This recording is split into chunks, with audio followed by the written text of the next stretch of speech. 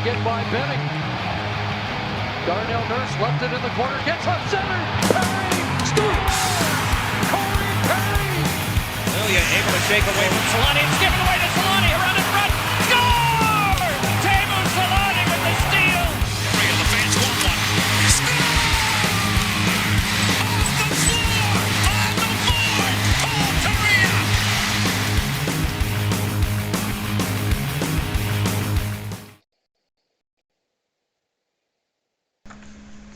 I was waiting to see if you were going to say something. It's like a waiting game now. I never know. So I know. I'm sorry. Waited for the transition. It didn't happen. But, yeah, we're back. Almost a month later. We expected more to happen, or at least I expected more to happen after a crazy couple first days of free agency for the Ducks. And I didn't expect, a ton more. But our last show we talked about DeBrincat potentially coming to Anaheim, Gibson getting traded out of Anaheim, Henry getting traded out of Anaheim, signing more free agents, and nothing happened. And we talked about Terry and Zegras and their contracts and what that would look like, and they're still unsigned. And I guess the only thing we've seen is Lucas Dostal got his deal. Noah Warren, Leo Carlson signed entry-level contracts. Who was the other RFA? Because Drysdale's still unsigned. There was a fifth one. Why can't I remember who it is? Is it Gruel? Yeah, Bogru. Yeah. So Bogru and Lucas Dostal got their deals. I figured that was going to happen at some point. Dostal's is kind of a little bit of a bridge in a sense, a 2-year deal. First year is 2-way, second year is 1-way. So again, it doesn't really mean much just how he gets paid, but you get the thought process there that if they do have to send him back down, it's not hurting them against the cap this year, which again, they have enough cap to make it work, but a good structure for him. And then we're still waiting on Drysdale and Terry and Zegras, which we're going to get into on this show. And then from there, I think we're just going to shoot the shit with the NHL, see what's going on. Some decent signings. Tarasenko to Ottawa the other day, 1 year, $5 million. And a few other decent acquisitions. Obviously, DeBrincat, we'll talk about that. That ended up he ended up going to Detroit. And man, it's been slow days though, which I guess you can expect heading in from last couple weeks of July heading into August. Yeah, no, it's officially the dead time. There's not a lot going on right now.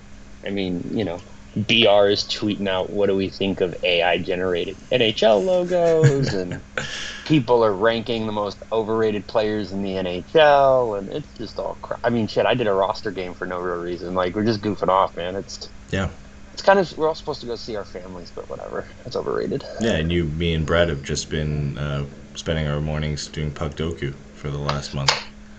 Yeah, didn't realize. So, just before, I guess, is it weird to you that there's not a Finnish player on the Ducks right now?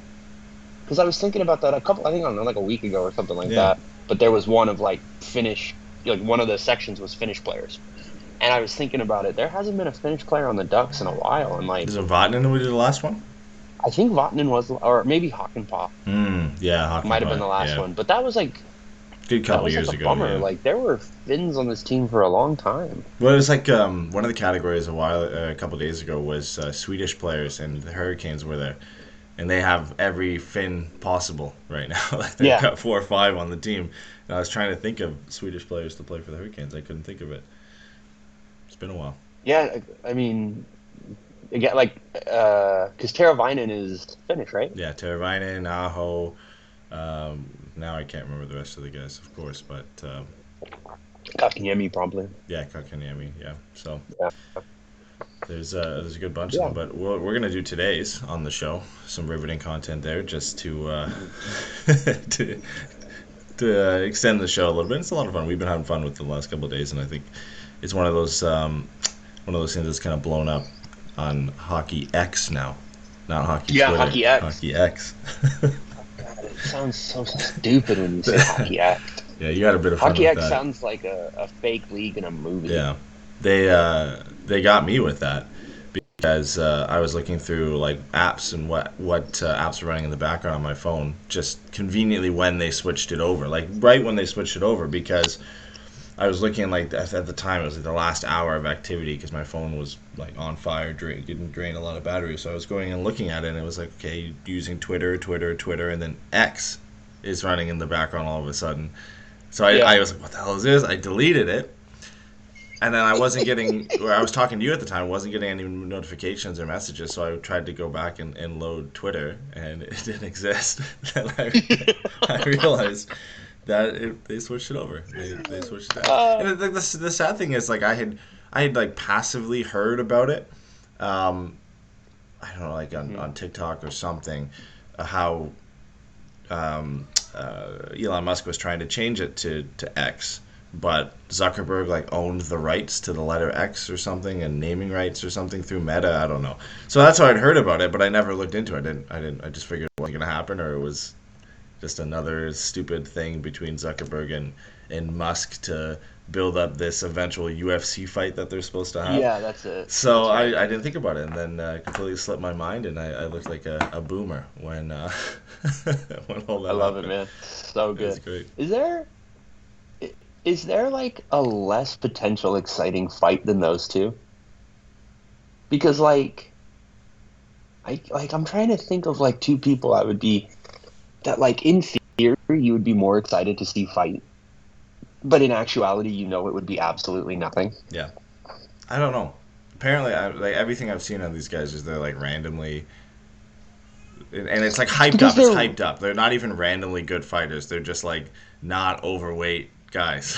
You know what I mean? Who have a lot of money, so they have personal trainers and they work out and whatever. But yeah, when and it their actually, free time, when it and all actually that stuff. Like happened, and they Zuckerberg fought, does like, you'd be I like, don't know, like kickboxing or some bullshit, but it's like it's like anybody he just who does it because watched. If you watch regular boxing, I didn't, but if you watch regular boxing and then you went and watched like the YouTube boxing or whatever, right? Like that's got to be the same argument there, right? Is like, oh yeah, in theory, to see these two guys that everybody knows fight would be great until you actually have to watch the fight and it sucks. you know who wins that fight Who? is Tom from MySpace. Yeah. Who is just chilling.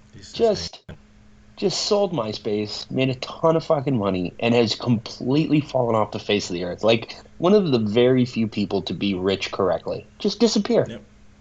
Just everybody else, when they get rich, they ruin it by opening their mouths and trying to be like famous or whatever. This dude just disappeared.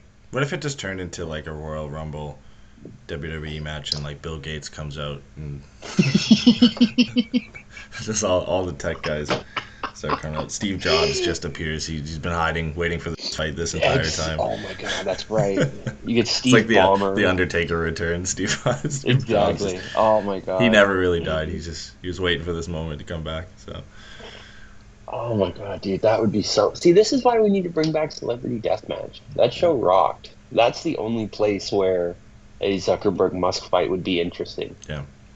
That's the thing, is like I would watch it out of curiosity, but I wouldn't pay pay-per-view money for it. And you know that's exactly what's going to happen with it, right? So no, you would watch it the next day on YouTube just to see what happened. Yeah. So, anyway, it's stupid, but whatever. Rich people are weird. They're both aliens anyway, so. Yeah, no shit. All right. Not a human emotion between the two of them. No, not at all. All right, you want to get into this Puckdoku? All right, let's do it. You want to bring it up, or do you want me to bring it up? I've got it up, and then you might as well bring it up too. And I've got it on the screen, and it hopefully doesn't lag the entire show, but we'll see. Okay. Let me know when you got it up. We'll go. I got it. Let's go. Where are we starting? I think. Well, okay. I mean, look. Well, we're doing this together because I've got it up on here. I want to start in the top left. Okay. So wait, let's do it this way. Across the top today. Yeah. So everybody knows, is Vegas Golden Knights, the New York Rangers, 40 goals single season. Down the left is Penguins, Vancouver Canucks, and 40 assists in a single season. Mm-hmm. So I think the first place to start would be, who is the most random player to go for 40 and 40 in a single season? Random player.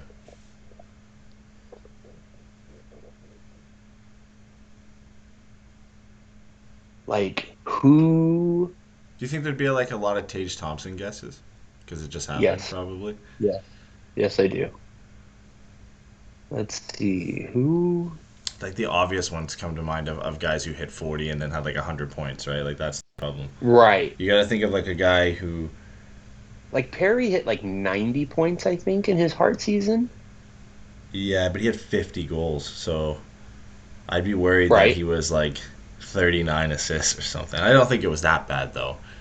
But he only had 50 goals. He didn't have 51.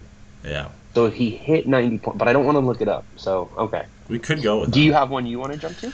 I'm trying to think of like obscure guys. Like there's been a few random guys who've hit like close to 40 or 39 recently. I just they're I'm trying to remember who they are of those guys. Like I know DeBrinket's probably on there with a 40-40, but Is he? Maybe. I don't know, man. maybe not. He had a 40 and a 40. He didn't hit 50, so he was under. He only had 40. And I think he had like an 80 or 90 point season, so that would put him close. Mm-hmm. But like who? Yeah. I don't know. I'm maybe leaning the Perry. last I'm leaning years of Perry the too team. because I feel like it would be a low guess. That's what I think. All right, I'm good to go on Perry. All right, let's see. Let's go for it. Oh yes, 0.3%. Yes. We're on the board. All right, baby. We're on the board. All right, where do you want to go next? Okay, let's finish off the 40 plus goals. So we'll do 40 Okay. 40 goals, 40 plus goals for the Penguins and 40 plus goals for the Canucks. We have some obvious ones. Obviously, Pettersson's hit it. JT Miller's hit it. Pavel Bure's hit it. But I'm trying to think. Like One of the Sedins has hit it. Daniel's definitely hit it. Henrik never hit it. There's Yeah. no way Henrik hit. So those are some of the obvious ones. Let's see. Who else would have hit 40 goals? Kessler would Like- never have hit it. He would No. maybe 30. Kessler? No. Did well, Burroughs hit 40? No. But he played with the Sedins. That's why I'm wondering. Yeah. But if he ever cracked 60 points, I'd be amazed. I just thinking if he ever had like one just amazing season where he did it, but no. Are we sure Kessler never hit 40 in the year he won I Selkie? can't. I in that era, I just There's no fucking way. There's no way. There's no way. How many goals did Kuzmenko get this year? He got 40, right? I think he did. I think he would have been a really good guess for 40-40. I'm pretty sure he had a 40-40 this year. Even though Perry got us that 0.3, which is as good as you can. You think Kuzmenko hit 40 goals this year? He had like 70 or 80 points, and I can't remember if he had 39 goals or just above 40. He's right around that. So it's I mean, look, it's a if you want to stretch. take the guess, I'm down for it. I say go for it. But That's a stretch. I don't know. all right, let's sit on that Let's one. sit, Then. yeah. Let's move to a different. Let's move to the Penguins. Well, So you've Sid, got- Malkin, Crosby, Gensel. Lemieux. Gensel's hit it. I think. Mm-hmm. Yeah. Kunitz never hit 40, right? I can't see Kunitz hitting. Did Rust hit 40? No way. Yeah, I don't know. He had If he hit 30, He had a couple- that would he be had a good. couple Like good if he hit years, 30, yeah. 35. then before. Oates never played for them, No. but they had Ron Francis. Did Ron Francis hit 40 Yager goals for probably them? hit 40 too. Oh yeah, multiple times. Like of the five, Gensel's probably the least guessed answer, Yeah, that's probably true. but it's likely gonna be up there around like probably 15-20%. At least, yeah. I mean, I'm good with it. If you want to go against Let's him, go Gensel. How do you spell this? Guentzel. J Gensel. 9%. All right, we're good. We're good. We'll take it. So there's four other pretty solid names in front of it. All right. Let's finish off the 40 plus. We'll go 40 plus assists now. So Okay. we got Rangers with 40 plus assists, which gives us a little bit of a deeper cut, and then Vegas Golden Knights with 40 plus assists. You know who we should do for the 40 plus assists for the Rangers is Leach. Leach? Yeah. Yeah. Let's do it. Brian Leach. 17%. It's not too bad.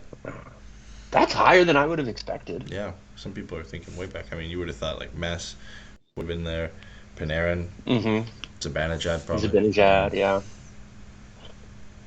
Did St. Louis hit 40 when he was there? I don't know.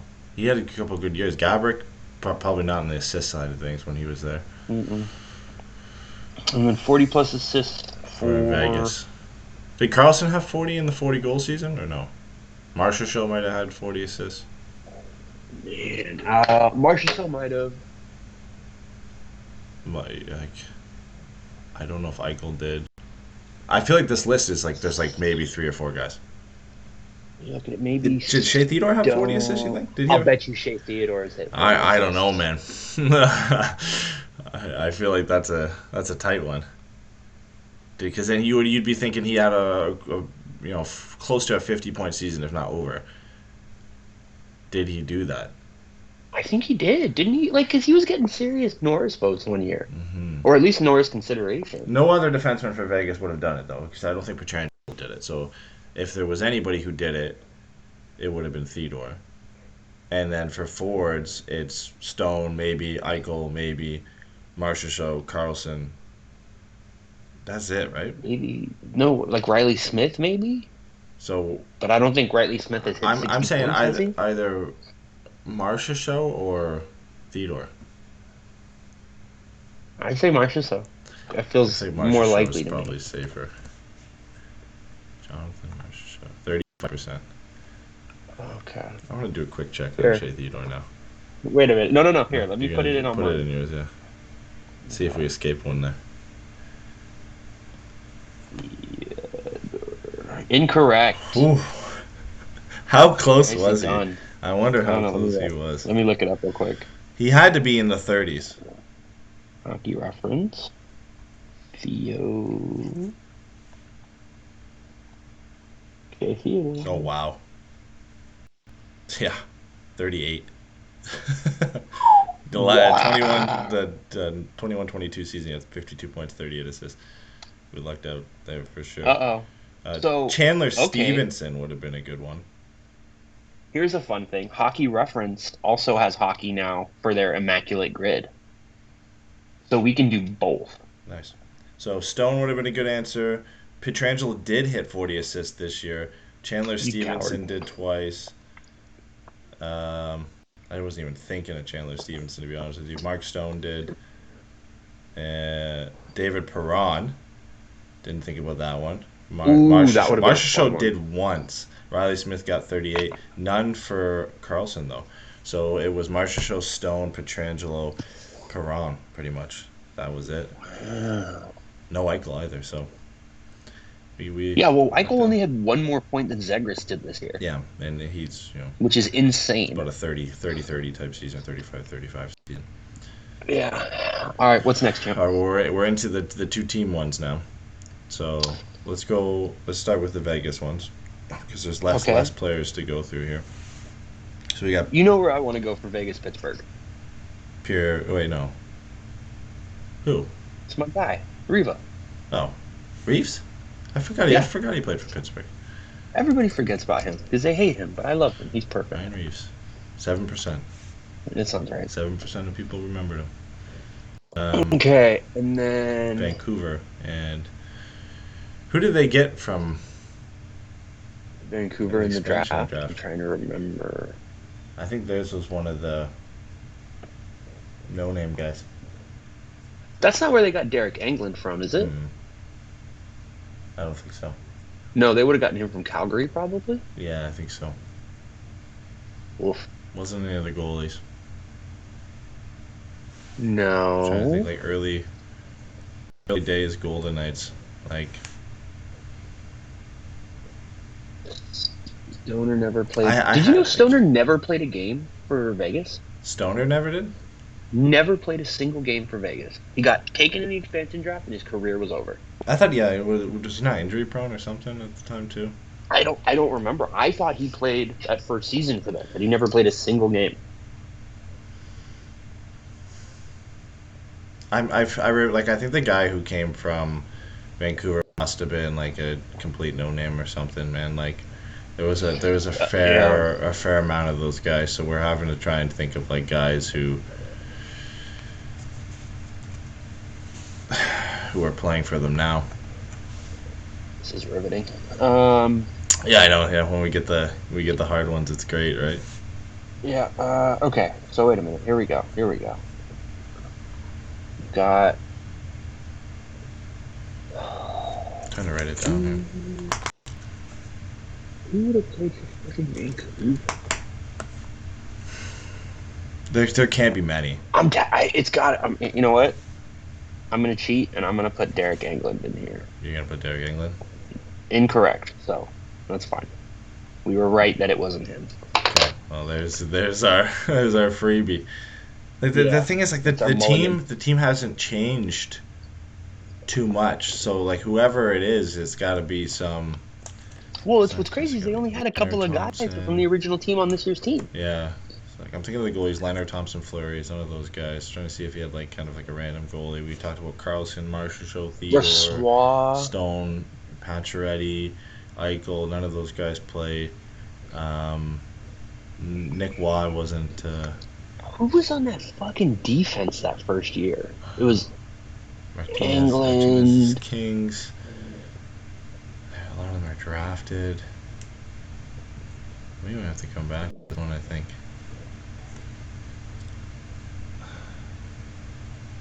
All right, let's come back to it. Nate Schmidt was Winnipeg, right? Or did he play in? Can't look him up, but I don't know if he. No, Colin Miller. Did Played for all three of them. He played for Vancouver? Yeah. Colin Miller? Okay. Colin Miller. I'm almost 100% positive. We're going Colin Miller. Incorrect. Oh no. So then you're right. It was Nate Schmidt. Is it Nate Schmidt? It is Nate Schmidt. Yeah. We'll get Schmidt in there. I got Schmidt and Miller. 42%, man. There can't be many other guys. No way. There can't. All right. So we have one category we're not going to get here. We know a 40-goal guy for Vancouver, so we'll save that. Okay. One. We know we're going to get one there. So what one we're more confident here with Pittsburgh and the Rangers and Vancouver and the Rangers? I'll take Hagelin for Pittsburgh Rangers. Yeah, that's a good one. Carl Hagelin, 13%. Nice. Let's see if we can think of a Vancouver Rangers player. Did Emerson Edom ever play for the Rangers? Michael Grabner, right? He played. Yeah, That's gotta be absolutely one. did. You know what? Is Michael Grabner a 40-goal scorer for the Vancouver Canucks? No, absolutely fucking not. Nice. Grabner was 0.4%. Incorrect as a 40-goal scorer, so no. All right. Well, we were Nate Schmidt away from God, son of a... Colin Miller away from an immaculate grid. Or 9 out of 9. Corey Perry was our best answer, 0.3%. Would you look at that? Yeah, that's right. Corey Perry, then Michael Grabner, then Ryan Reeves, Jake Gensel. Somehow Jake Gensel was only 9%. Carl Hagelin was 13%. So a lot of people remember Carl Hagelin in his days with the Rangers and the Penguins. A lot of Nate Schmidt fans, a lot of Brian Leetch fans, but not bad. Not bad. I'll take it. What was our final score? Our final score. Was like what? I don't know. 270? I don't know why I can't see it now. Oh, there, open summary. 223. Oh, sweet. We rock. So not bad. Pretty good. Good. All All right. We'll take it. Yeah. 20 minutes down. Killing time. Oh, here we go. So, according to Twitter, we got a couple from the Rebuilding blog. First time caller, long time listener. I have more of a comment than a question. Sometimes I think about Stanislav Chistov. Sometimes we all think of Stanislav Chistov. It's okay. The what if. Among us. You know what I think about a lot? What do you think about a lot, Edward? Sidney Crosby in a Ducks jersey instead of Bobby Ryan. You know what hurts more than Sidney Crosby? What? In a Ducks jersey? Anze Kopitar. Yeah. I mean, then, yeah, you can open the rabbit That's hole the there one for me. and That's go what we straight should down. do, is look at all these fucking J-Fresh redrafts. Yeah.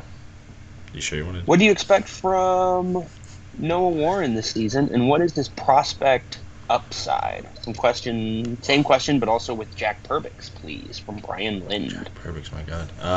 Well, Noah Warren, I expect him. He got traded. I think it was Victoriaville. he got traded to. So let me double check that. No, Warren's still in. No. Still with Gatineau. No. He got traded in the summer. I swear to God, he got traded. Then why would Gatineau tweet out that they're excited about him going to junior camp? Let me check. Yeah, he's listed for Victoriaville next year. Maybe because he was a player of theirs. No, Right. fair enough, I guess. So he got traded at the QMJHL draft for draft picks.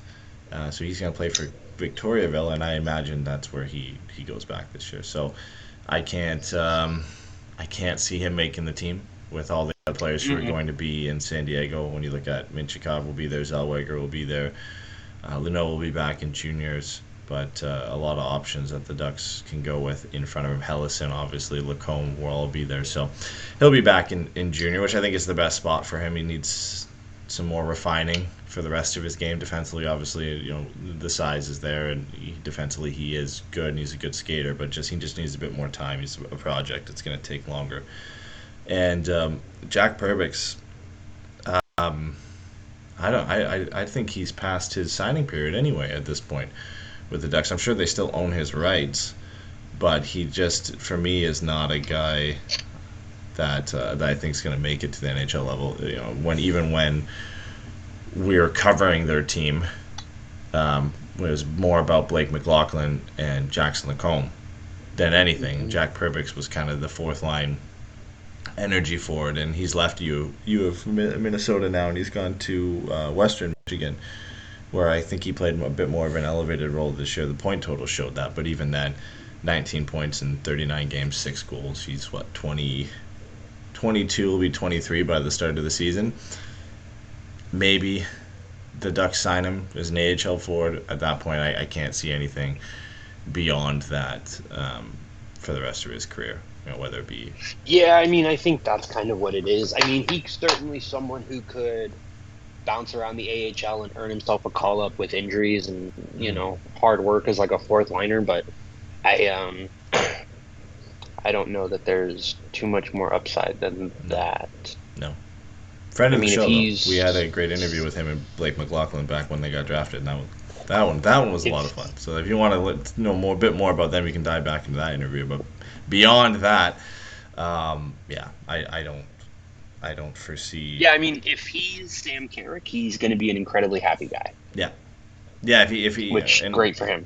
A guy who can play a handful of NHL games and bounce back between the levels between AHL and NHL, that would be excellent for him if that was something that ends up coming out of it. But at this point, there's nothing to indicate that's the case, and you have to see his transition to the pro level and how that goes before anything. Sometimes these guys surprise you. They come out of college and things just click at that level and they become that tweener type player. But until we see whether it's with San Diego or another team, I can't imagine any NHL games are in his future anytime soon. Yeah, no, which is unfortunate, but it's small league, hard league to get into. Yeah. Maybe he can go play. I don't mean this, condescendingly, but like maybe he can go play across seas or overseas or whatever, and make a nice career for himself. There's a lot more hockey leagues than just the four in North America. So yeah, did a lot more than four? The majority of AHL, people, right? So ECHL. 3. Is the ECHL? No, there's only. It's affiliated. Well, there's the USHL, right? Yeah, but that's junior. Okay, that's right. So it's just 3. Whatever. And the Just 3. ECHL is loosely associated. I feel like, you know what I mean. That's where the Solar Bears are, right? Yeah, Orlando. yeah. Some teams have affiliates, and I feel like some teams We don't. do. The Ducks have an affiliate. Or if it's there are some seasons where some teams don't have ECHL affiliates. Yeah. And rarely are transactions made between the two teams. It's just almost on an emergency basis. If there's too many players up at the AHL level, then guys not playing, they want them to play more. I think Ole Eriksson got sent down there a couple times. I think Gage Alexander also played down there. So again, it's you want a guy. You have 4 goaltenders on the roster at the AHL level. You want a guy to get some game time, then you send him down there. And either he becomes the starter or splits games down there. I think the same goes for forward depth and defense depth, and it rarely happens. You try and manage the roster ahead of the season, but if guys end up coming up or making the team that you didn't expect, then a lot of times you get forced into that situation, but it doesn't happen often. So, like we said, Noah Warren signed his ELC. What I mean, we've talked about it a little bit, but I guess just like what is, I mean, his upside is Clayton Stoner, Brian Allen, that type of player, just a little bit more effective. Maybe maybe it's like a guy we just signed, a Radko Gudas type player. Now, I mean, obviously Warren is significantly bigger than Radko Gudas. Yeah. But just probably a better way to look at it. Yeah, like a physical shutdown defenseman, but in like the modern sense, where he isn't he's a good skater for his size. He has enough offensive instincts to make a good first pass. He's got a good shot. He's never going to be more than a 20-point defenseman in a very good season, and that's not what you expect out of him. But he's got like at least average tools in different areas, and then he uses his size well, and defensively he's just really good. So I kind of see him in that sense, and Eric Johnson with Colorado, right? Like in that type of role. I'm trying to think of other guys who are in that role, but just I mean, in like the nth percentile outcome, he's Sheldon Sore, right? Yeah. Where it's just a big, heavy shot and a mean defenseman. Yeah. Yeah. And doesn't make a ton of mistakes. Like he's not a detriment offensively out there. He's just not going to do Olin Zellweger, Jamie Drysdale, Cam Fowler type things, right? So. Yeah, exactly. Didn't want to make any comment about me throwing Cam Fowler in there. No, Cam Fowler's a perfectly fine middle pair defenseman. I don't know, man. I'm like, imagine some people double taking at Cam Fowler getting. Cam Fowler's a perfectly fine middle pair defenseman, and I'm very happy for him and his wonderful career that he's had. You know what? Actually, okay, see, you baited me, and now I'm going to take it. I did think about it today because Inside the Rink tweeted out that the Ducks have 3 numbers retired, and who's next? And obviously, the next was Getzlaf. Yeah. And then you get into the question of, do they do anybody before Perry retires? Because then it's Perry. Yeah. And this is something we've done a podcast about, I think 2 summers ago or whatever. We talked about the Ring of Honor and how it would be very important for Anaheim, in my opinion, and we talked about this, you kind of agree with me, is that putting a Ring of Honor in Anaheim, I think, could be really, really big. Because there's a lot of players who mean a lot to the franchise who simply don't reach the retire their jersey level. Ruchin, right, Pronger. Yeah. So. Yeah. I mean, I think Soleil goes in that group. Mm-hmm. Kessler ultimately belongs in that group. Cogliano probably belongs in that group. Yeah. Just guys who are big parts of the team and But I was thinking about it and like, do they retire number 4? I think it depends. Because he's going to have every single defensive record by the time he's done, if he doesn't already. I think you have to. The only thing that's different. Do you have to? Do you have to? Yeah, maybe not. I just think like everything that it doesn't have the same vibrato of like the guys who are already up there and the guys who will be up there. The Solani, Correa, Niedermayer, Getzlaf, and Perry. Mm-hmm. Fowler, as great as he is, and as if he spends his entire career here, over 1,000 games in Anaheim, he could lead the games played. He could be Getzlaf out for that. Right? Like it could be all defensive totals. I think he's already the leader or close to it anyway. So statistically, yeah, but there's not the same wow factor oomph behind his name and putting it in like, yeah, he's a rafters type player, other than that he just spent his entire career here, right? Because there's a lot of guys who do that.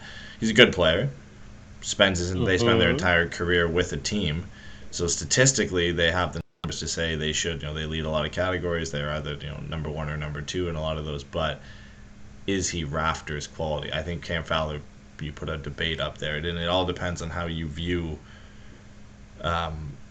retiring numbers and what you classify needing to be done to get your name up in the rafters. And for me, I think he falls short of that, despite again already leading and adding to those numbers by the end of his career. Even if he stays his entire career in Anaheim, I can't see it. If those are the 5 names that are up there and the only 5 names that are up there, right?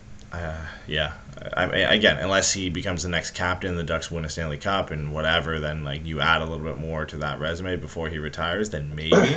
But as things stand right now, I find it a bit tough to include him in that same category.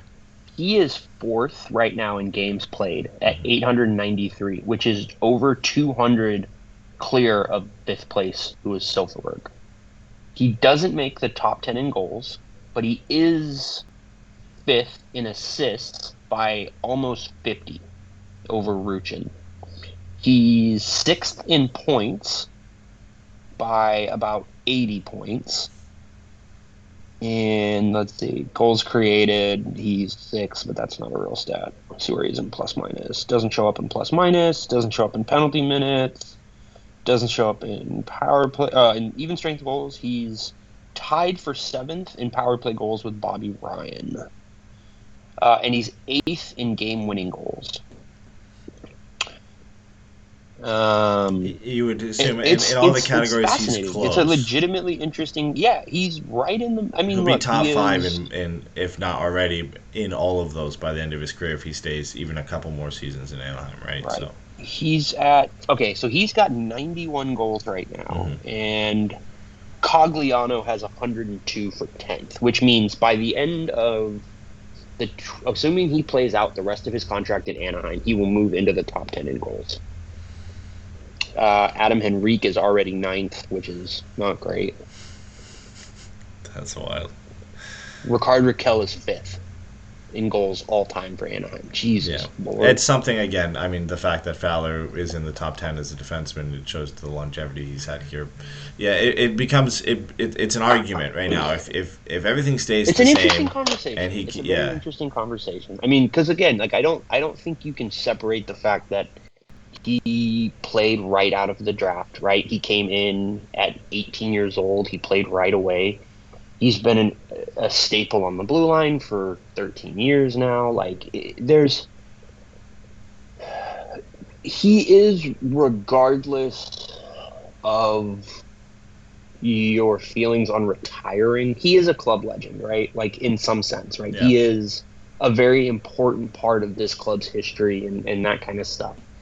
I do think Eric Stevens made this point earlier or during last season talking about Cam, and I think it's very fair, which is that his career is overshadowed a little bit by some of the expectations that came with his draft. Yeah. And I think that's a perfectly fair way to frame it. It's just a really interesting conversation, and I think it's very hard for me to say his number should be retired, especially if Zegras isn't. See, like that's the thing too. Is like same time. What do you value? I don't know that I could throw as much of a bitch fit about it as I would maybe want to. If retired is 4. I feel that's where we get in with a lot of these arguments of numbers that should be retired or whatever. Is Cam Fowler has one side of the thing where he's got all the statistics, longevity to back it up, right? He'll be top 5 in most of those categories by the time he retires if he stays in Anaheim, or at least just finishes out his contract in Anaheim. Then you have Zegras, didn't spend as much time here, but the time he spent here were important years, and he did some amazing things in Anaheim specifically. So then you have that question where it's like, okay, does that warrant and does that merit you getting up there? And they're both lacking on either side of it, which is why there's an argument, right? The 5 guys who will go up there, the 3 that are up there and the 2 that will go up there. There's no argument on either side, right? They've been important members for this team. They've done, amazing things. They've helped grow the franchise, and they statistically are the best players in franchise history. There's no argument there for either of them. Of the 5, maybe again the only one you could argue is Scotty, but even then that's a loose argument. Like, he deserves to be up there. So anybody else, Fowler at the moment, Zegras, any of the other guys we've mentioned, they're lacking. He's a big one for me personally. Yeah, they're just lacking on. But he's a Ring of Honor guy. Yeah. So then all those guys again make sense for a Ring of Honor. And I think right now, you could say Zegras and eventually Fowler are like in that fringe category, right? They're teetering on the edge of both. But for me, probably both land on a Ring of Honor type thing. And again, Fowler still has time left, so we all think it's going to be somebody else, a Terry or somebody like that becomes the next captain of this team. But if it happens to be Cam Fowler and the Ducks have success under his reign as a captain, that could change, right? Like that does weigh into it at the end of the day. We'll have to see. There's plenty Derek of time Grant, left. just for the record, Derek Grant has more goals than Dustin Penner as a Duck, which is very funny to me. Troy Terry is already 15th. Yeah, that will be. He's 1 goal behind Ryan Kessler. How many goals is he out of the top 10? Because he could be there by the end of the year, or no? Oh, yeah. 27. Yeah. Yeah, Cogliano's at 102. He's at 75. Yeah, so he'll be there. He'll be top 10 by the end of the year. So McDonald is 92 and 11. 12 is Cam Fowler at 91. So is Cam the only active player between Terry and the top 10? Oh, yup. Yeah, because, I mean, technically, yeah. Because Henrik is in the top 10 and Cogliano is in the top 10 as well. Yeah. Yep. Here's a fun one. Trevor Zegras has more than Dustin Penner. Max Comtois in the top 40 somehow. We haven't had a lot of great goals. Max Comtois has more goals as a Duck than Chris Pronger or Nick Bonino. Jeez. That's wild to think. That's insane. That's absolutely insane. Wow. This is... Oof, I'm going to stop looking at this. This is sad. Yeah, it's Josh depressing. Manson has the same number of goals. Okay, here's a fun list. Max Jones, Isaac Lundestrom, Josh Manson, Pat Maroon, and Ruslan Saleh all have the same number of goals as a Duck. What is the number? They all have the same amount of goals? They all have the exact same amount of career goals as a Duck. Jones, Lundestrom, Manson, Maroon, Saleh. 22? 26. Nice job. Jeez. Oh, God, this is wild. amazing stuff. This is... Mason McTavish is at 67. What? Sam Carrick is at 71. Points, right? List of goals. Oh, okay. I was like, what are you... George Peros is in the top 100. Good for him. Ooh, here we go. Wait. We're going to do this one more time. I'm going to read you names, and you tell me they all have the same number of goals. Brian Bellows, Emerson Edom, Patrick Kjellberg, George Peros, Carter Rowney, Warren Reichel, Anatoly Semenov, Mike Stillinger, Daniel Sprong, and Ryan Strome.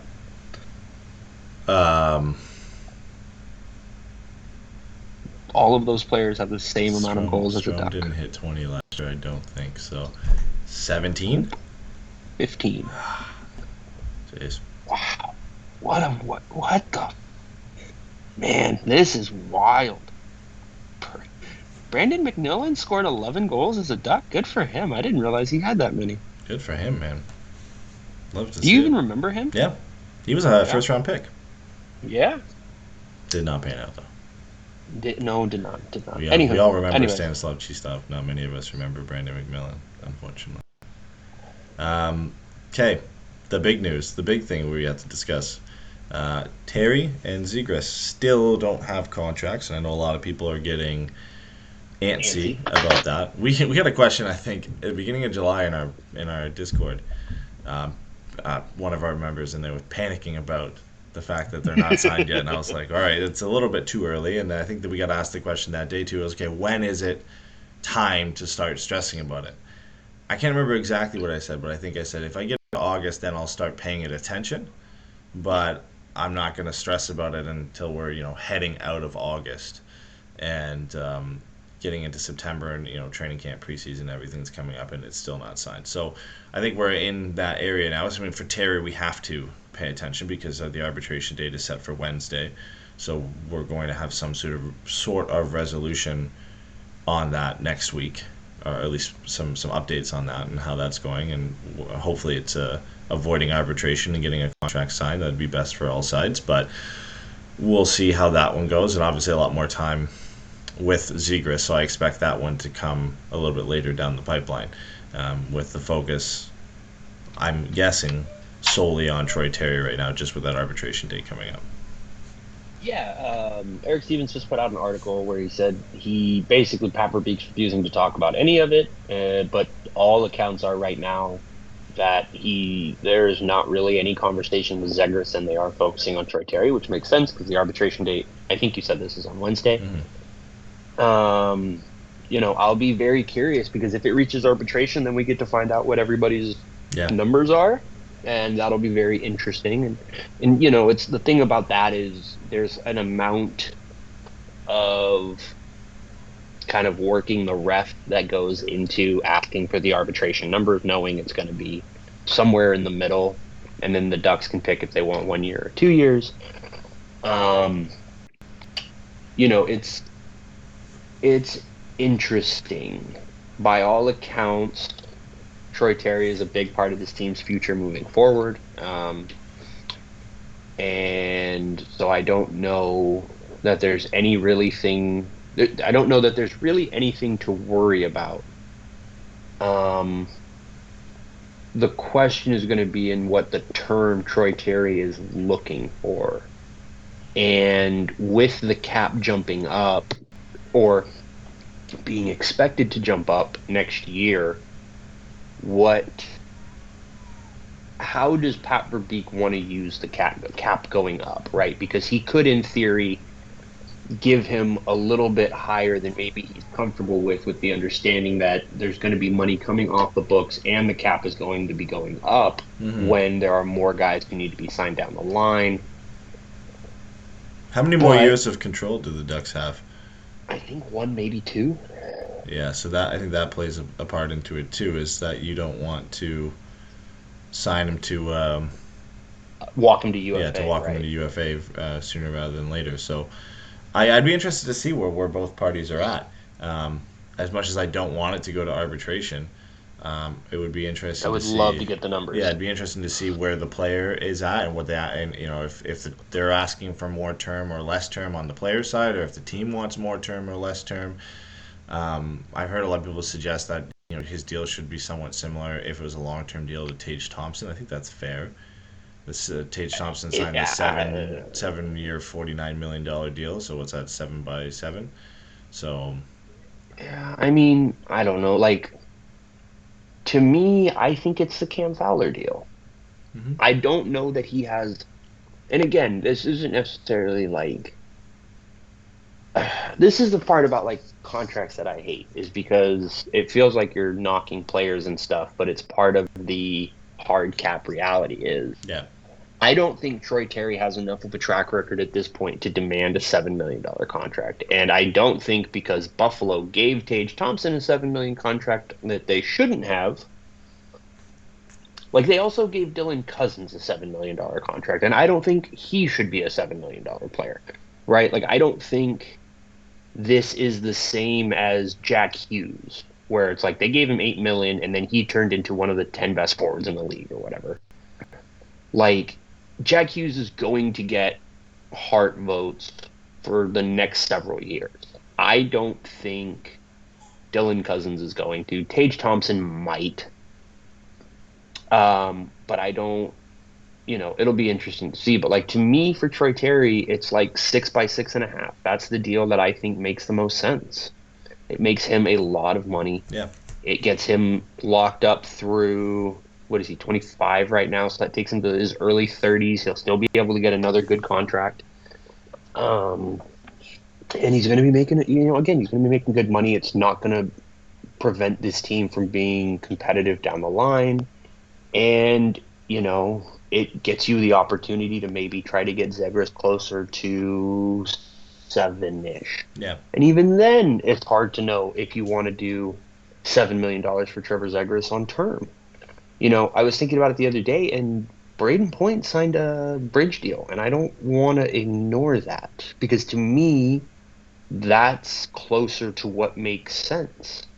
And I know there's a lot of talk right now about bridge deals are bad because you always end up overpaying on the next one, but it's kind of not. Like, if you win with them on the bridge deal, the next contract pays for itself. Yeah.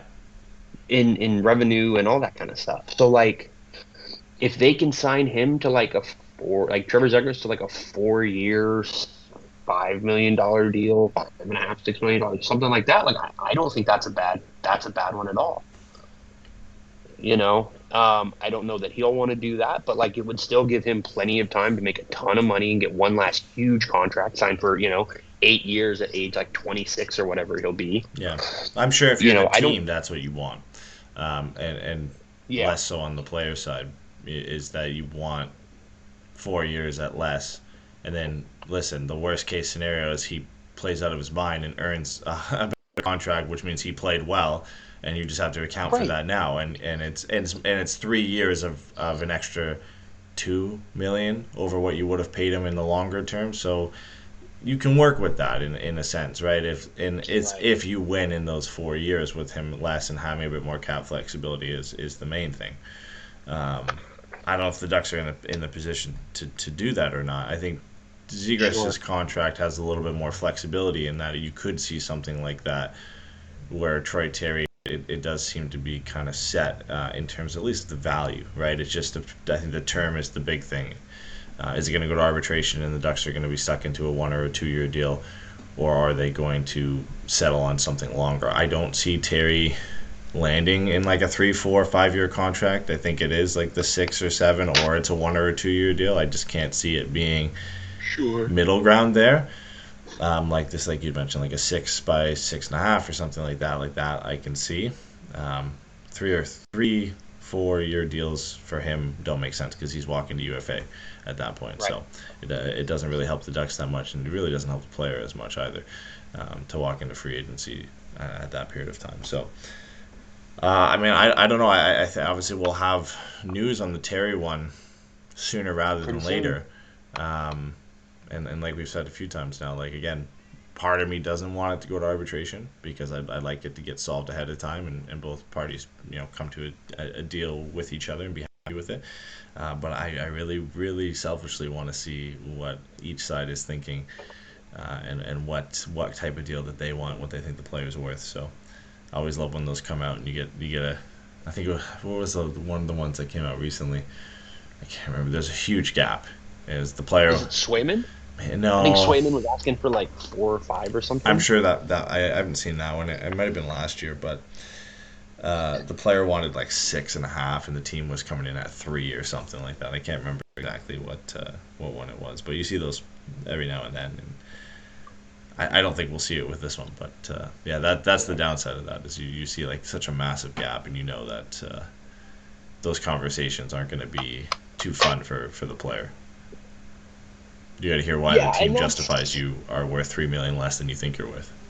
Right, and that's why soon to no longer be an ESPN personality. Bomani Jones always says that's the reason you have an agent, is so you don't have to hear your employer bring up all the reasons you're not as good as you think you are. Yeah, because nobody wants to sit there for that because it is in their best interest to undersell you, no matter how good they think you are. Yep.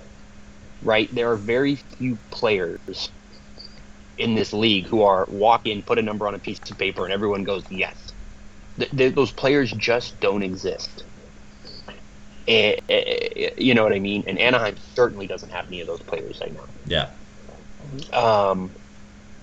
I would say maybe you're looking at Connor Bedard being the next one who you kind of realistically expect to just be able to go, I'm going to go from a 3-year deal to an 8-year deal. Yeah. Straight into like a $10 million plus contract on an after his ELC or something like that. Yeah. And those players just are very rare. Like, it's not fun to sit there and have them be like, yeah, but like, you don't really play defense, and like, you didn't really score as much as we thought, and like, we could have other guys on your line, and so like, nobody wants to hear that. That's not fun. Like, yeah, let your agent do the work. Try to understand, and it's not easy. I'm not saying it's easy, but try to understand and remember that it's a business, and they're trying to build a complete roster, and as much as you're going to be a huge part of that, they need to save dollars every little way that they can because it's a hard cap, because the league is stupid. And, I think if you're a player, the best leverage you have right now is the cap is going up. So you can afford to pay me a little extra right now while maybe we're still outside of our contending window, before McTavish's next deal, before Minchikov and Zellweger get here, before Carlson gets here. That kind of stuff. So it's going to be interesting. I expect it to be 5 or 6 years. I could see 5 because that gets him to about 30. Yeah. But I would love to see him get a 6 by 6.5 kind of deal. I think that would be perfect for everybody. I think that would adequately pay him for the production he's had and for the type of player that everyone seems to think he can be moving forward. So Yeah. Well, that would be. I think that would be the best spot for everybody. I'm fine with 7 years. But it depends on again at the money involved at that point. I think his is a bit easier to project than the other two, and throwing Jamie Drysdale in there too, just because of the fact he was injured all of last year, and it's not like Jamie Drysdale is going to get big money. It's just What would you give Jamie Drysdale? I'm thinking like a 2-year bridge deal in a sense, like a 2.5, maybe 3 on the high end for 2 years, and then go from there. You just haven't had enough time to judge it to give him a longer term deal, and I don't think it's fair to the player to be like, we're going to sign you for 5 years at $3 million or $3.5 million when we all know that he's likely going to be a better player than that down the road, or at least projects to still be a better player than that. So I can't see him signing anything longer than 3. I think ultimately it's a 1 or a 2-year deal. I think a 2-year deal is probably better for the team. I just imagine I imagine like a 2 by 2.5 or 2 by 3 or something like that. Yeah, I think for me, the one that I would always I would lean towards is a 3 by 3. Mm-hmm. Like just give him 3 million, 3 years for $3 million, and just be like, let's just give you basically another ELC's worth of time to get your feet back under you, get healthy, see what you can do, watch you develop, and see what he is. And I guess there's an interesting question, which is like, so Scott Wheeler just did his redraft for, what was that, 2020? Mm-hmm. And he had Jamie falling down to, I think, like 13 or 14. And I guess the question that I have is, based on kind of what he said and just with the reality of, not everybody's going to be the guy that you hope they're going to be. If he's Matt Grzelcyk, are you happy with that? Personally, no. And listen, I understand why he falls in there. I think to say it's not falling because anything he's done personally, or production-wise, like he missed an entire season. All things considered, and we talked about this after that rookie season, it was impressive, but it was overshadowed by Trevor Zegras and being in the Calder conversation. Like, Jamie Drysdale's season was more than impressive on its own, but he wasn't the focal point that year. There was a lot of opportunity for him to build on that and have a bit more of a solidified role this past season, but he didn't get a chance to do so. So, he falls in that list essentially because other players have been healthy and have progressed and are able to move in front of him there. But I still have hopes that he's more than a Matt Grzelcyk. Like, listen, if he's Matt Grzelcyk, that means he's an NHL player. He's a top 4 defenseman. He's still a guy who can get 30, 40 points and isn't a detriment in his own end. That's great. Like, that's fun fact. Matt Grzelcyk has never had 30 points. Really? Never had 30 points. I honestly, God, I just assumed he had hit 35 a couple points. 26, 24, 20, 21, 18, 15. Yeah. Going backwards. Listen, it's never a bad thing if no matter where you draft a player, you get a guy who's a suitable NHL defenseman that you have no questions about, no concerns about. Like, that's the ultimate floor I think you would hope for Jamie Drysdale, is that he can just be that reliable top 4 defenseman that you can throw out there. But because of where you draft him, and again, the circumstances of him missing time at this point, I think you still hope for a lot more. This season's huge, and we've said we can say that about everybody. But again, for him missing an entire year, a lot of young defensemen on the way, I think there's going to be that little bit of added pressure of some guys being a bit closer to taking your spot at this point. I think he's going to have a big year. I think he's going to be eager to get back into the fold, and I think we'll quickly put the Matt Grzelcyk stuff to bed, hopefully. Yeah. So. No, for sure. But yeah, I get where you're coming from. Like, for sure, you have to start thinking of that as well. What are you happy with if things don't pan out the way they do? Because we just talked about this Cam Fowler as well, like the lofty expectations for Cam Fowler and what he would become. Everybody comparing him to Scotty. That hurts the view on him now because he's been 100% a top 4 NHL defenseman throughout his entire career, but he doesn't get viewed in it as much as, like, let's say if he was a 5th-round pick, we'd all be ecstatic with where he is right now. But because of where he was drafted, you always kind of hold those lost expectations in the back of your head when you're evaluating him, and it's not as much as, well, wow, look what he is. It's, well, look what he is, but we're thinking of what he could have been, right? So Jamie will always be subject to that unless he reaches that potential. And it's the same for Nick Ritchie, and it's the same for all the other guys that either have or haven't hit their potential, right? Where Jones and Steele and Lundestrom and all of these guys. Yeah. You're 100% right. Yeah, right. So, I mean, if Troy Terry was a top 10 pick, are we as ecstatic about him being a 60-point player at this point? Or are we sitting here saying, well, it's great, but we thought he was going to be more,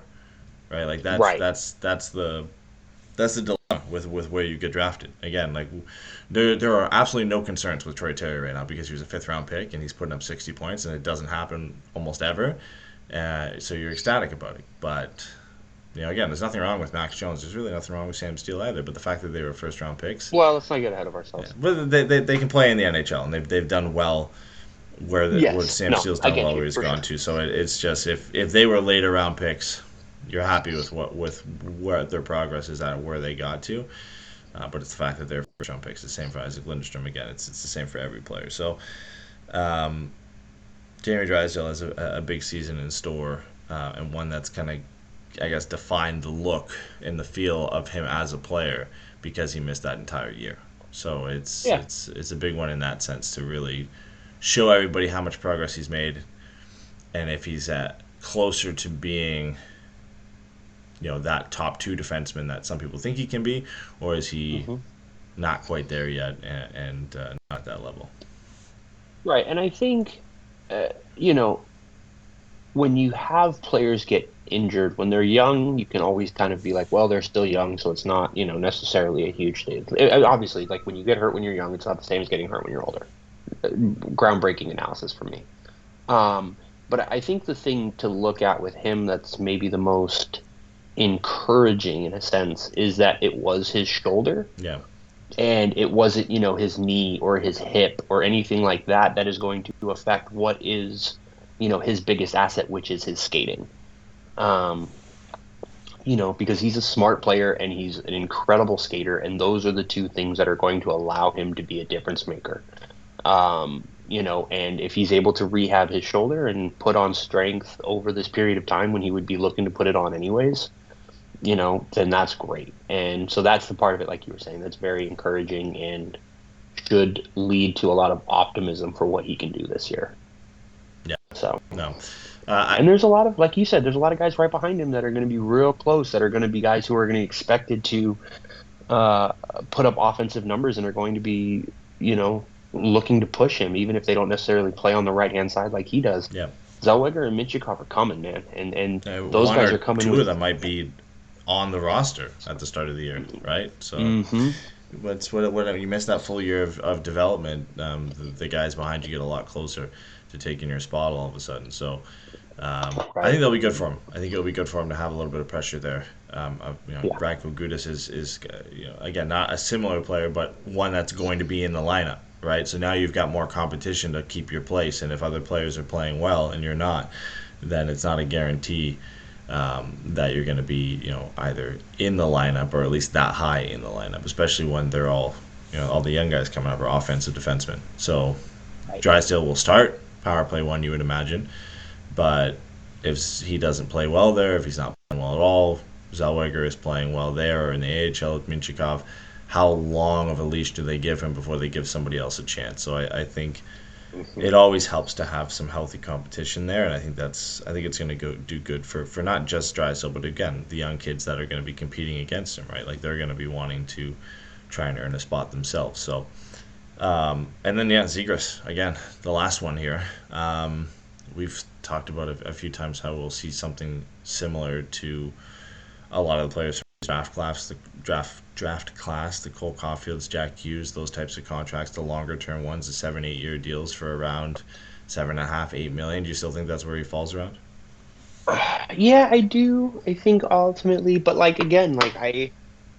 don't know what made me think of it. Oh, it was when I was doing the stupid roster exercise, and I was looking at Tampa Bay's, cap, and I was looking at Braden Point making 9.5, and he made 5.9 for like 3 years, and like, I really, really wonder, and I really wonder if that's not something to think about, because that was very much a decision that was made, I believe, with him still there. That extension he signed when Verbeek and Yzerman were still in Tampa Bay. And so it's just something I'm really curious about. I could see if you told me him and Troy Terry signed matching cap hits but different lengths, Yep. that wouldn't necessarily surprise me.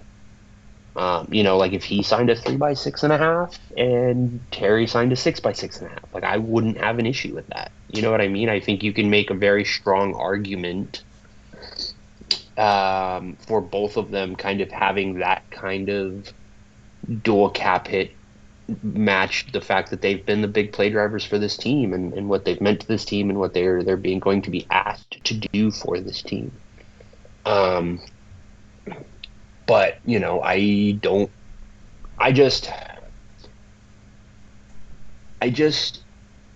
I wonder, like we've said it before, and I'm fine with it again. Like I would sign him to an 8x8 million. I still think he's absolutely a player who's going to be worth that in the long run. I think the creativity and the passion and the offensive upside is just so significant. I really do think he's going to be a 70-plus point player in this league for a long time. Yeah. So I would not mind signing him to a long-term deal like that, especially, just because if things get weird over the next couple of years, it's always nice to be able to have him and just be like, no, you're here, man. Yeah. But, I wonder about him and what he's looking for and if he wouldn't maybe want to sign her a 2 or a 3-year deal and try to maximize on the cap going up in a couple of years and all that kind of stuff. The question there is, how does that work with McTavish? How does that work with Carlson? Like, how does he see himself fitting in? Like, with this expectation that Leo Carlson is going to be a number one center that can play both ways, like, does he still want to be, like, what is more important to him, being a number one center or being the best offensive player on his team? Mm-hmm. And I don't know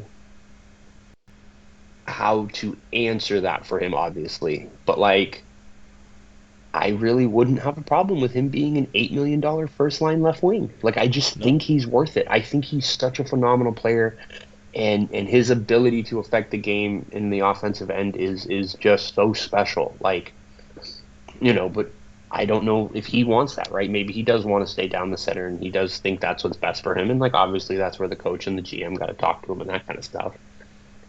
But like, he doesn't strike me as selfish. He doesn't strike me as like particularly egotistical in a negative way or anything like that, right? He seems, all things considered, pretty level-headed, pretty well-adjusted, and like, he just wants to do crazy shit and play hockey and win hockey games. Yeah.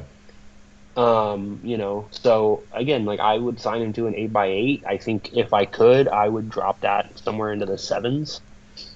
But again, I wouldn't necessarily scoff at them signing him to 8x8. I would certainly be fine and understand what the rationale behind that deal was. Yeah, I think one of the issues with a lot of these younger players signing their first contracts now is we're in this era of almost paying guys for potential now. Listen, which is good. It is, but we don't know the outcome of that yet, right? There's only so many guys that hit their potential, so they look like they're going to be worth it. Well, the one for me that always sticks out is like, listen, I think Cole Caulfield's a great player, but the numbers don't back up giving him right now 7 by 7.85 is what he ended up getting. Mm-hmm. Right? He had a 23-goal, 43-point season in 67 games in his rookie season. That's really good. Not bad at all. Then last year, in 46 games, he had 26 goals, which is amazing, and 36 points. It's not bad at all. But he's played 123 games. and he's got 53 goals and 84 points, and you've given him 7 years at $7.85 million. Like, we're just in the era of paying guys on potential, right? So we'll know in 4 or 5 years if that's a little bit too much, or if that's a bargain, or if that's just about right. You've got Jack Hughes, on the other hand, who paid for potential but also produced at that level and probably above the level he's getting paid for, right? But then they all use each other as comparables. You mentioned Dylan Cousins, and those are then, because of where they're drafted and how they age and their production and whatever, they just get kind of compared across the same line, and they end up getting those same deals. For Zegras, and more so than Caulfield, I do think even right now, and then you add the potential into the mix, I do think he's worth $7.5 up to $8 million. Even if he continues to produce at the same level he is now, if he stays a 60 to 70 point player and does everything that he does now, I think he's worth the money, with the potential that he becomes a 80 to 90 point player, and then you've got value for money there. Essentially, is that you're only paying him $7 or $8 million, but he's worth, when the cap goes up, a 9 to 10, $11 million player, right? So there's a risk inherently with all of that. We're just in the era of, listen, every time these guys get out of their ELC now, if they're a top prospect, we're locking them down for 7 or 8 years, and that's it. So I don't see it being anything less. I can't imagine he signs something like a 2 or 3 or 4 year deal. I do think it eventually becomes the same thing as what we've seen a lot of the young players sign lately, which is a 7 or 8 year deal. I think it just comes down to term, and I think that's if you want to call it a sticking point at this point, that's maybe the area where there's more of a gap. Is maybe the team's trying to get him closer to 7, and he's trying to get closer to 8, and it's just finding a number. I think that's inevitably going to fall somewhere in between that. The cap hit? Yeah. Yeah. How do you feel about the Matt Boldy contract, the 7x7 he signed? Are you more confident in his 7x7 than you are in 7 by almost 8 that Caulfield signed? Yeah, I mean he's fairly similar as well to Caulfield in that sense. I'm a bit more confident in his projection as a player in his game than I am Cole Caulfield. Again, a little bit more. He's a little bit bigger. He's a stronger two-way player for sure. He's played further down in the lineup at times too. He's still a guy who wasn't even given a lot of power play time in Minnesota. Power play one time. Was playing third line at times. Didn't play with the top line like Kaprizov only a few times. Last year, 30 goals, 63 points. The season before that, 15 goals, 39 points in 47 games. Just a little bit more production and then consistency based on where he is put in the lineup. But again, it's apples and oranges. You could like Cole Caulfield as a player better. I just think projection-wise, potential-wise, I'm a bit more comfortable with the Matt Boldy deal. But again, he definitely also got paid based off potential too, because you're not normally giving a player who's had one 60-point season a longer-term contract like that unless you're banking on that they can continue to do this year after year after year, and then that's going to be a valuable, a lot better contract for you as the cap goes up. So as it is with any deal for these young players, it's gambling in a sense that they're going to either continue to produce or at the very least stay at the same level that they're at now. But I don't know. Maybe I'm wrong with my observation of this. It just feels like it's more often now that you're getting these guys signed after 1.5 seasons, 100, 120 games. These younger players at the outset of their ELC, and getting paid for the potential of what they could be based on not so much on what they've already produced.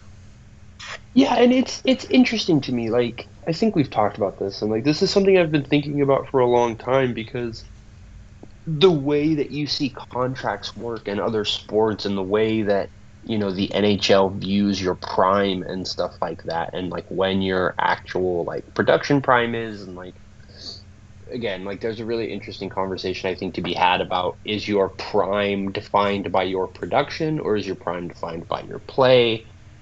That kind of stuff. I still think, and this might not be fair, and I don't know if people agree with this or not, but I think I would still rather gamble on the Cole Caulfield deal than signing the John Tavares deal in Toronto. Mm-hmm. Yep. Because I don't like paying a guy paying a guy a lot of money for what he did. I'd rather risk paying a guy a lot of money for what I think he can do. And that's a definitive gamble, but I think the upside is higher. I think when you sign a John Tavares-like deal, you are hoping he's worth it. Yep. When you sign Tage Thompson, even Dylan Cousins, Cole Caulfield, right, you're hoping this guy's going to be worth more than this. Yeah. Right? Because, like, again, there is a very real possibility that Cole Caulfield is Alex DeBrincat level elite goal scoring player in the Rocket race every year, right? Top 10 in, like, they are expecting Cole Caulfield to be in the top 10 in goals every year. That's why they gave him that contract. Yeah, for sure. And I think that's a very good gamble. You know, like you said, he put up, what was it, like 36 goals in like 50 games or something like that last year, something ridiculous. Like, he's got all the talent in the world. The question is going to be about, is he able to stay healthy and stuff like that, which is, again, why the concerns with his size were there when he was drafted.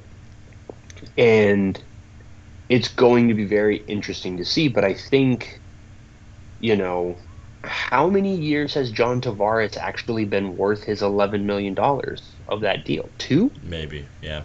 You know what I mean? And he hasn't been bad. I don't want to say that he's been bad, but, like, I don't think he's been an $11 million player. I think he's been an $8.5, $9 million player. Yeah, and how much could the Leafs use that extra $2.5, $3 million in cap space, right? Right.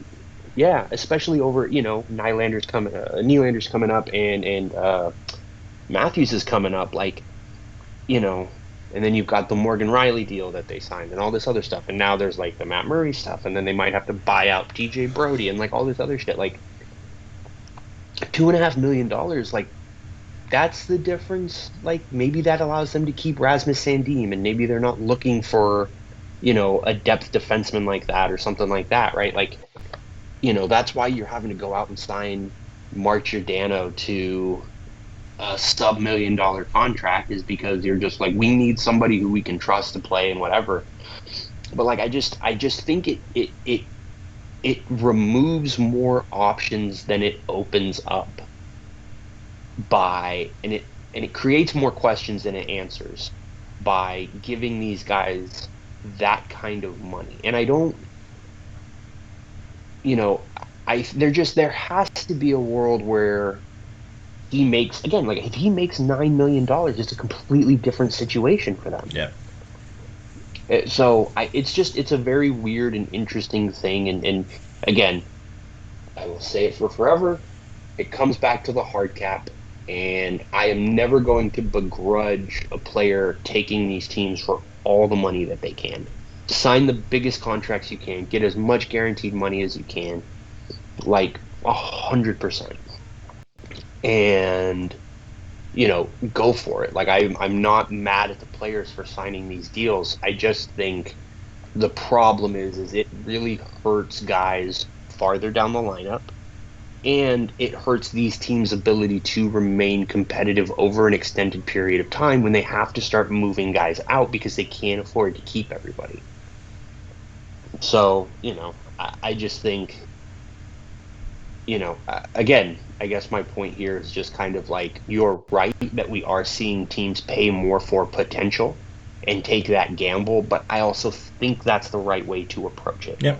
No, that's fair. I could see that. Like, again, the only other option you have is signing them to a bridge deal, something similar to Braden Point. But, again, if you're a team, you fall in the trap of, well, if they end up being worth more, you end up paying them that difference. You save right at a different time.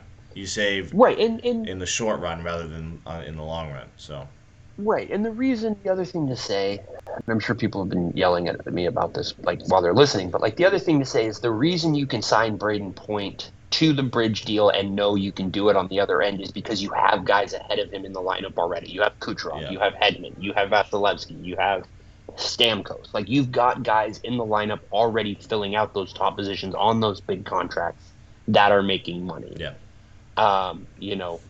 Most of these teams that we've talked about don't. So Buffalo, right. Anaheim definitively Montreal, doesn't.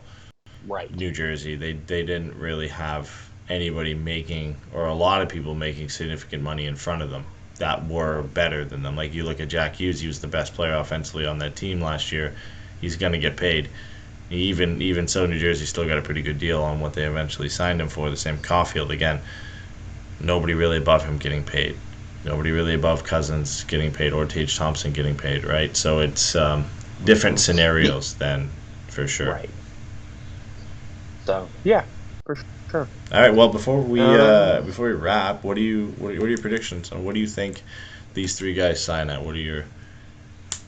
We'll go back and we'll touch base on them after they sign. But what do you think Terry signs for? What do you think Zegras signs for? And what do you think Drysdale signs for? I will stick with 6 by 6.5 for Troy Terry. Okay. I like that contract. I think that works. And if they sign that, I would be a very happy boy. Mm-hmm. Because I guess for me, if you're Pat Verbeek, I think you can make a legitimate offer that he should make about $6 million. And if you're Troy Terry, you're saying, I think I'm about an $8 million player. Right. And so I think 6 by 6.5 makes a lot of sense. For Zegras, I will say 5 by 7. Okay. And for Drysdale, I will say 2 by 2. I think those are my predictions. All right. I think for Terry, I'm going both 7-year deals for Terry and Zegras. Actually, they'll do the 8 for Zegras. I think Zegras gets an 8 by 8. I think that's what 8 by 8 for Zegras. That's what he eventually 8 by lands 8 on. Terry, I'm going 6.75 by 7. And Drysdale, I'm going to go 2.75 by 2. 2.75 by 2. Okay. And then I said 5 by 7 for Zegras, 6 by 6. 6 by 6.5. I just want to write these down so we have them, so that when we're both wrong, we know exactly. I was going to say And then 2 by 2. Okay. All right, man. Well, this is a reasonably short episode, all things considered. Yeah, we didn't keep you guys for that long. We just wanted to get back on more so for us personally to jump back on and talk hockey again. Don't want to keep you guys waiting too long. And hopefully we'll be back again sooner rather than later, because we're going to have more news about Troy Terry coming out this week. Inevitably, again, Zegras and Drysdale will be signed hopefully by the end of August. So we're going to have that stuff to cover, and then season prediction or season preview stuff. Season preview, there could still be a few more signings. There's still some guys. My boy Tatar is still out there, still unsigned. He is still out there. So, I mean, there could be do you think things. He signs a Tarasenko type deal, or do you think he's going to end up closer to around $4 million? I don't think he signs the 5, but I think he is somewhere between 4 and 5. I just don't know if he's. I doubt he gets term at this point. I think. He's probably a guy who's going to sign 1 and 2 year deals for a while. Yeah. He would be a good one for Chicago. There's a lot of teams that he'd be a very good fit for right now, and I think from what I've read, he's got a lot of different options on the table. And from what I've seen on his Instagram, it must be his agent handling most of it, because he's enjoying his summer to the fullest. So we'll see. I still hope he's in Anaheim by the end of the year. But regardless, we'll have a lot more stuff to cover on the next show, and we do still have some fun episodes planned throughout the summer. We've both been a little busy throughout the month of July, so hopefully we can get a few more out in August here and get ramped up for the start of the season. Absolutely. Alrighty, any parting words? Yeah, don't get heat stroke. Heat stroke is bad. Don't do that. Eddie, I don't know, you don't know what that is, but like sometimes it gets really hot in other places, and so like in the middle of July, the idea that you're wearing a crew neck and a beanie like is like killing me, because like I'm very jealous of that fact. but I will be in a shorts when you're in 7 layers of clothing, so I'll deal with it. Yeah, it's not quite as hot here. We're I don't know what the conversion is, but it's not. What is it, like 7 degrees or whatever the Just shit? 23. It's been 28 Celsius, so I don't know what that is. I think it's I like don't know 80s or either. 90s, I think. So Probably, yeah. so it's warmish, but not super hot. Just humid, which is gross. So No. I've been sitting in the AC, which is why I have a crew neck on. So. Ooh, there we go. Yeah. Love that. So, all right, everybody, enjoy the rest of your summer, and hopefully we'll have more stuff soon, guys. See you guys. Bye.